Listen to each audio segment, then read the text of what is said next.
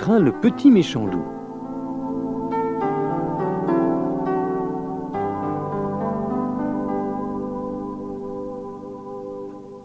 Quand Petit Méchant Loup est né, toute la famille Méchant Loup était très contente.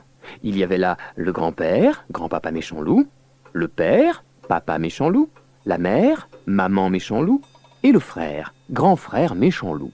Chacun se réjouissait de voir la famille s'agrandir.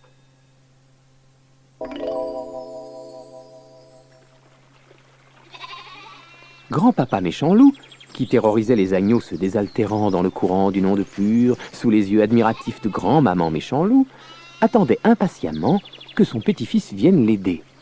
Il se disait qu'à deux, la chasse serait encore plus drôle et plus excitante, et il y avait plein d'agneaux à attraper chaque jour.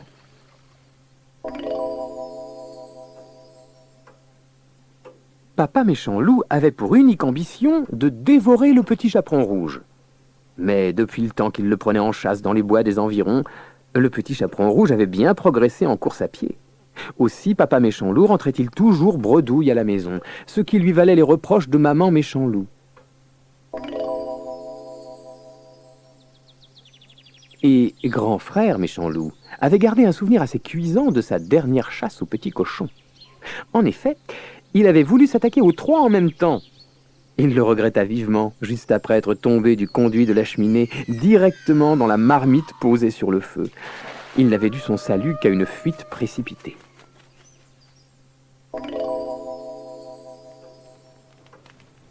En somme, chacun rêvait de faire de Petit Méchant Loup un grand chasseur que tous les habitants de la forêt redouteraient.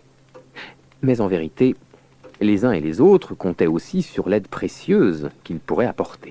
Enfin, pour l'heure, tous ces projets ne concernaient pas réellement Petit Méchant Loup, qui goûtait au confort des bras de sa maman.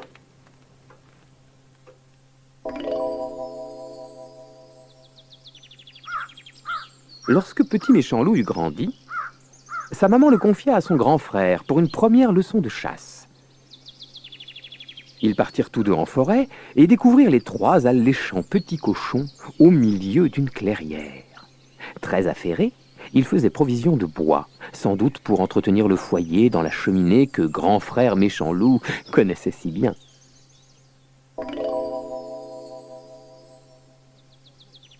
Après avoir sagement écouté les conseils de son frère, Petit Méchant Loup se trouva obligé de passer à l'action. « Attrape celui de gauche, dit grand frère Méchant Loup. Je m'occupe des deux autres. » Ils se précipitèrent alors sur les trois petits cochons médusés. Il faut dire que les deux chasseurs avaient bondi comme des diables du fourré où ils se cachaient.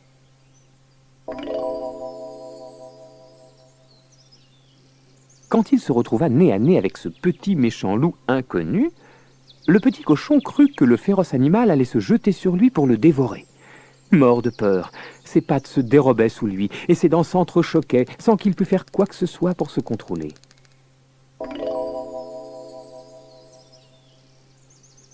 Le Petit Méchant Loup lui demanda alors poliment « J'ai faim. Tu n'aurais pas un yaourt, s'il te plaît ?» Le petit cochon n'en croyait pas ses oreilles et il lui demanda de répéter. Mais oui, c'était bien ça. Il avait bien entendu.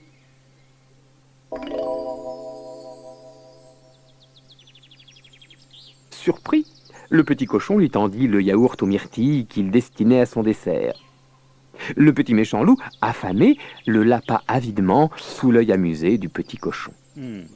Celui-ci s'étonnait de voir un loup dédaigner les côtelettes et le jambon au profit d'un maigre laitage. « Décidément, le métier se perd, » pensa-t-il. Quand Petit Méchant Loup eut terminé, il remercia le petit cochon et retourna chez lui.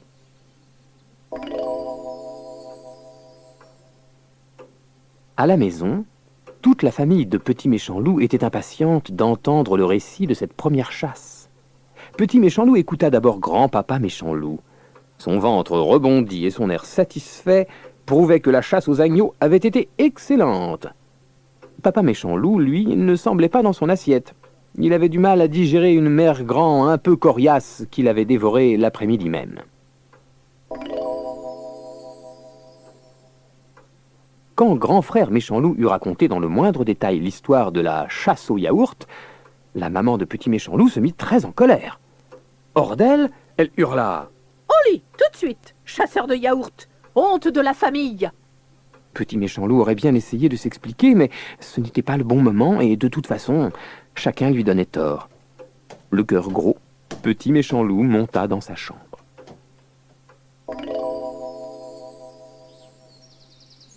Le lendemain, son père décida de donner une seconde chance à petit méchant loup en l'emmenant à la chasse au petit chaperon rouge. Il pensait en effet qu'aucun loup digne de ce nom ne pouvait résister à une chair aussi fraîche, aussi tendre. Quelle ne fut pas sa surprise quand il vit son propre fils se désintéresser totalement du petit chaperon rouge et se précipiter sur la galette et le pot de beurre. Et en plus, à cause de cet empeté de petit méchant loup, la fillette lui avait une fois de plus échappé.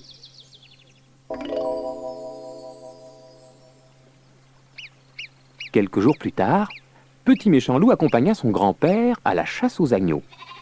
Eh bien, figurez-vous que ce coquin de petit méchant loup avait profité d'un moment d'inattention de sa part pour aller se désaltérer à la rivière.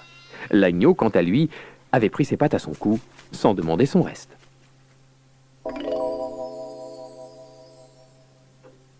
De retour à la maison, grand-papa méchant loup, écumant de rage, convoqua toute la famille pour tenir conseil. « Ça ne peut plus durer ainsi, tonna-t-il. À cause de cet incapable, j'ai raté le premier agneau de ma carrière. Nous lui avons donné sa chance, mais il n'a pas su en profiter. Chassons-le, sinon tout le monde se moquera de nous. »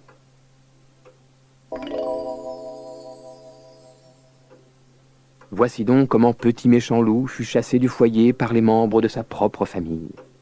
Maman méchant loup écrasa bien une petite larme, mais ne fit pas un geste pour retenir son louveteau. Aucun d'eux ne pouvait admettre qu'un loup, même petit, se nourrisse de yaourt, de fruits et de légumes. C'était contraire à tout ce que l'on avait toujours appris.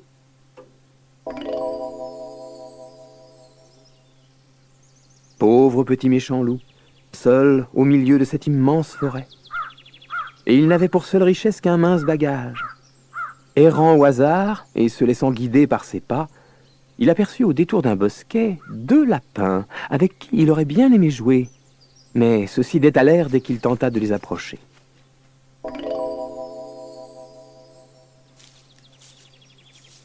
Il marchait déjà depuis un long moment en grignotant quelques framboises pour tromper sa faim, quand il découvrit sur son chemin une maison de paille. Le petit cochon qui s'occupait de l'entretien du jardin lui sembla familier.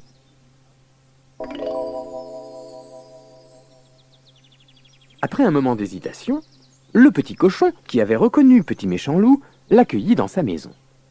Lorsque ses frères rentrèrent et les virent tous les deux attablés, ils en restèrent bouche bée. Le petit cochon les rassura bien vite. « N'ayez pas peur, c'est un ami, je le connais. Vous savez, c'est le loup qui aime les laitages. »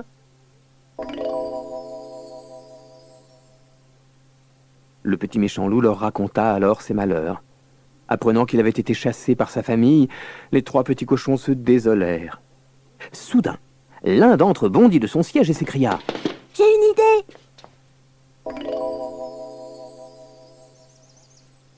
Quelque temps plus tard, on raconta partout qu'un loup terriblement cruel semait la terreur et la désolation dans la forêt voisine. La famille méchant loup, toujours aux aguets près de la petite maison de briques, écoutait les 3 petits cochons discuter. « Il paraît qu'il va s'installer dans notre forêt. Nous devrons être très prudents. On dit aussi qu'il a juré de se débarrasser de la famille méchant loup. »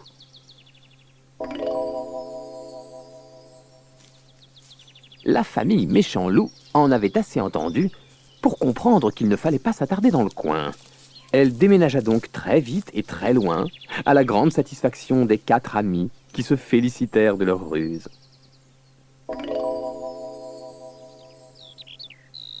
À partir de ce jour-là, petit méchant loup fit place à petit gentil loup.